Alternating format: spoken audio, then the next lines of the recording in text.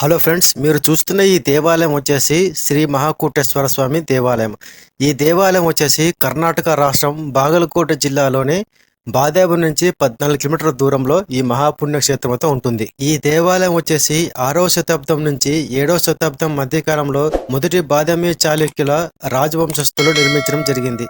ఈ దేవాలయాన్ని మహాకూట అని పిలుస్తారు. మహాకూట అంటే గొప్ప సమూహం అని అర్థం. ఇక్కడ పెద్ద సంఖ్యలో శివాలయాలు ఉన్నందున ఈ ప్రదేశానికి మహాకూట అని పిలవడం జరిగింది. మన దేశానికి ఉత్తరం వైపు ఉన్న కాశీ ఎలాగో దక్షిణ వైపు ఉన్న ఈ మహాకూట దేవాలయాన్ని దక్షిణ కాశీగా పిలుస్తారు. ఈ దేవాలయానికి వచ్చే భక్తులు చాలా మంది అయితే బాదామి గుహలు అలాగే శ్రీ బనశంకరి శక్తిపీఠం చూసుకుని వస్తూ ఉంటారు ఫ్రెండ్స్. అలాగే ఇక్కడ నుంచి పట్టడగళ్ళు మరియు హైవాలు కూడా వెళ్తూ ఉంటారు. సో ఈ దేవాలయాలన్నిటినీ మన చాళుక్య రాజులు నిర్మించడం జరిగింది. ఆల్రెడీ మన ఛానల్లోన బాదామి గుహలు అలాగే శ్రీ బనశంకరి శక్తిపీఠం వీడియోస్ అయితే నేను అప్లోడ్ చేసి పెట్టాను. సో మీకు ఇంట్రెస్ట్ ఉంటే ఆ వీడియోస్ అయితే చూడండి. అలాగే ఆ వీడియోస్ యొక్క లింక్ ని నేను డిస్క్రిప్షన్ అయితే ఇచ్చాను, చూడండి. ఈ దేవాలయాలన్నీ 20 కిలోమీటర్ల లోపలే ఉంటాయి ఫ్రెండ్స్. సో మీరు ఒకవేళ ఈ ట్రిప్ లో నేను చెప్పిన అన్ని దేవాలయాలు అయితే మీరు కవర్ చేయండి. ఈ దేవాలయానికి చుట్టూ ఒక ప్రహరీ కూడా అయితే నిర్మించడం జరిగింది ఫ్రెండ్స్. అది చాలా సింపుల్ గా ఉంటుంది బయట. సో లోపలికైతే వెళ్దాం రండి.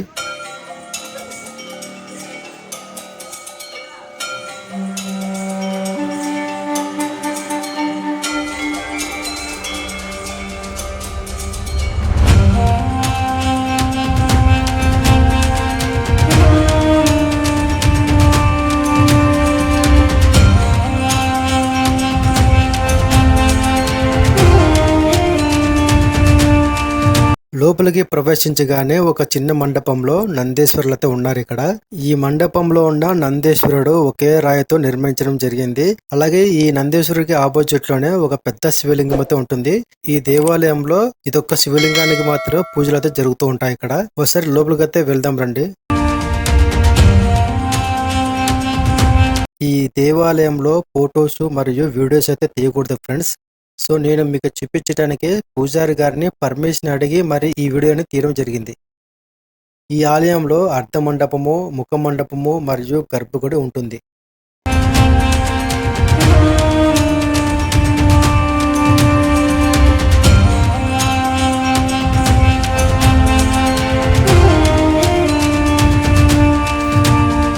గర్భగుడిలో ఉన్న శివలింగానికి నిత్యం పూజలు జరుగుతూ ఉంటాయి ఇక్కడ.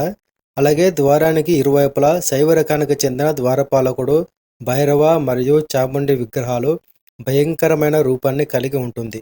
కానీ గర్భగుడిలో ఉన్న లింగాన్ని చూసే కొద్దీ చూడాలనిపిస్తూనే ఉంటుంది.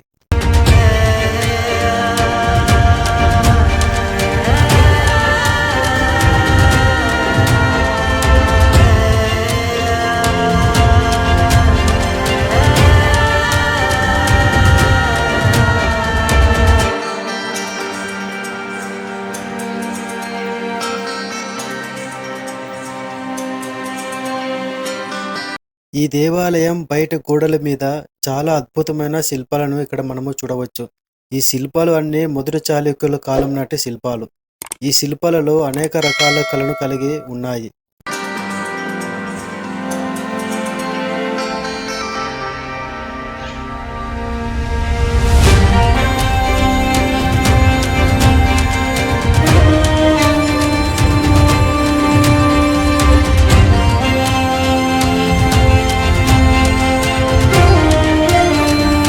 ఇది వచ్చేసి కాలభైరవుడు ఉన్న చిన్న ఆలయము. ఈ ఆలయంలో ఉన్న కాలభైరవుడు నల్లరాతితో నిర్మించడం జరిగింది. సో లోపల ఎలా ఉందనేది చూద్దాం రండి ఒకసారి.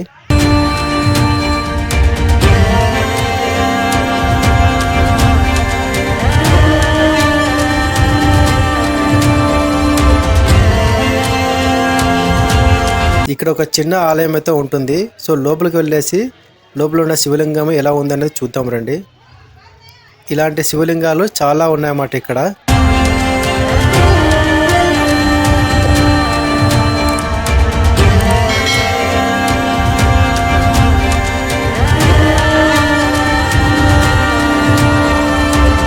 ఈ నంది వచ్చేసి దాదాపు 1500 సంవత్సరాల క్రితము చెక్కిన ఏకశిల నంది. ఈ నంది వచ్చేసి శ్రీ మల్లికార్జున స్వామి దేవాలయానికి ఎదురుగానే ఉంటుంది. సో మల్లికార్జున స్వామిని దర్శించుకుందాం రండి. ఈ దేవాలయాన్ని ద్రావిడ శైలిలో నిర్మించడం జరిగింది. అలాగే ఈ మహాకూట దేవాలయాల్లో ఈ శివలింగం ఒకటే చాలా పెద్దది.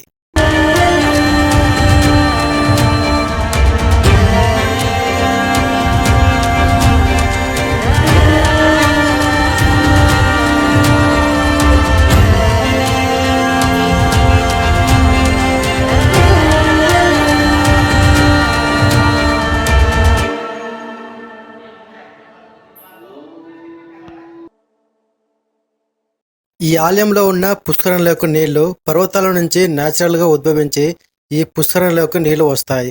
సో ఇక్కడ నుంచి పక్కన ఉన్న పొలాలకు వెళ్ళడం జరుగుతుంది. ఈ పుష్కరంలో స్నానాలు చేయడానికి చాలా మంది భక్తులు వస్తూ ఉంటారు. ముఖ్యంగా శ్రీ మహాకూటేశ్వర స్వామిని దర్శించుకోవడానికి ముందు ఈ పుష్కరంలో స్నానాలు చేస్తారు. అలా చేయడం వల్ల వాళ్ళ పాపాలు నశిస్తాయని భక్తుల నమ్మకం. అందువల్లనే ఈ పుష్కరిణి పాప వినాశ తీర్థం మరియు విష్ణు పుష్కరిణి అని కూడా పిలుస్తారు. వైశాఖ మాసం రోజున ఈ పుష్కరిణిలో స్నానం చేయడం సాక్షాత్తు కాశీలో తపస్సుతో సమానమని చెబుతారు. కాబట్టి మీరు ఈ దేవాలయానికి వెళ్ళినప్పుడు కంపల్సరిగా పుష్కరిణిలో స్నానం చేయండి. ఈ దేవాలయంలో ఉన్న శివాలయాలు కొన్ని నగర శైలిలోను మరికొన్ని ద్రావిడ శైలిలో నిర్మించడం జరిగింది. ఇందులో మహాకూటేశ్వర ఆలయము మరియు మల్లికార్జున స్వామి ఆలయం మాత్రమే ద్రావిడ శైలి నిర్మాణం కలిగి ఉంటుంది. సో మిగతా ఆలయాలన్నీ నగర శైలి నిర్మాణం కలిగి ఉంటుంది. నగర శైలి నిర్మాణం వచ్చేసి ఒక చతురస్రాకారపు మందిరం నిర్మించి దానిపై ఒక టవర్ లాగా నిర్మిస్తారు. అలాగే ద్రావిడ శైలి ఆలయాలు వచ్చేసి గుడి పైన ఒక గోపురం నిర్మిస్తారు.